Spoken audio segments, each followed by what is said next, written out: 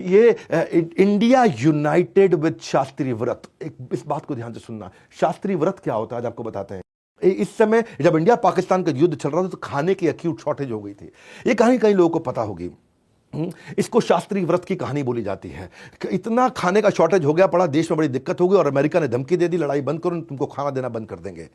लाल बहादुर शास्त्री जी ने क्या किया, सोचे यार खाना कम पड़ जाएगा देश में, क्या किया जाए। अपने घर में गए, सबको इकट्ठा करके बैठा दिया। बोला आज से हमारे घर के अंदर रात को खाना नहीं बनेगा, दिन में एक बार खाना खाएंगे और जो बच्चे हैं उनको शाम को, एक हफ्ते तक शाम का चूल्हा नहीं जलेगा लेकिन बच्चों को शाम को केला और दूध मिल सकता है। एक हफ्ता सबने किया, घर के अंदर शास्त्रीय व्रत का पालन किया गया। शास्त्री जी ने बोला तो करना है भैया, पिताजी ने बोला तो करना है। सब के सब अपना एक हफ्ता कोई एक ही दिन का खाना खाया और शाम को सबके सब चुपचाप अपना सो जाए। एक हफ्ता ऐसा करने के बाद शास्त्री जी ने देखा कि सबके सब ठीक है, सबको कोई दिक्कत नहीं हुई, ना कोई बीमार हुआ ना कोई समस्या हुई। ये गए फटाफट से रेडियो स्टेशन पहुंचे, हमारे देश का जो सरकारी रेडियो स्टेशन, वहां जाकर के उन्होंने अनाउंसमेंट किया कि मैं चाहता हूं इस समय देश हित के लिए आप सबकी मुझे बहुत ज़रूरत है। पूरे देश को यूनाइट किया उन्होंने और बताया अपनी कहानी कि एक हफ्ता कैसे उन्होंने व्रत रखा। बोले कि पूरे देश को 15 दिन के लिए मैं चाहता हूं दिन में एक बार खाना खाएं ताकि हम इस शॉर्टेज से निकल जाएं।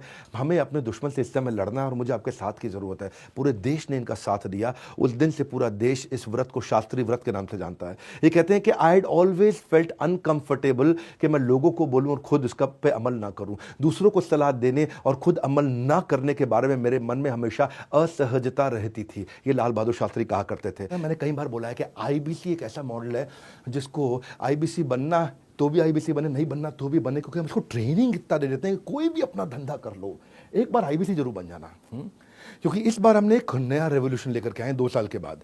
न्यू हायर इंडक्शन ट्रेनिंग जो आईबीसी की हो रही है वो हम अब अपने कॉर्पोरेट ऑफिस में करेंगे।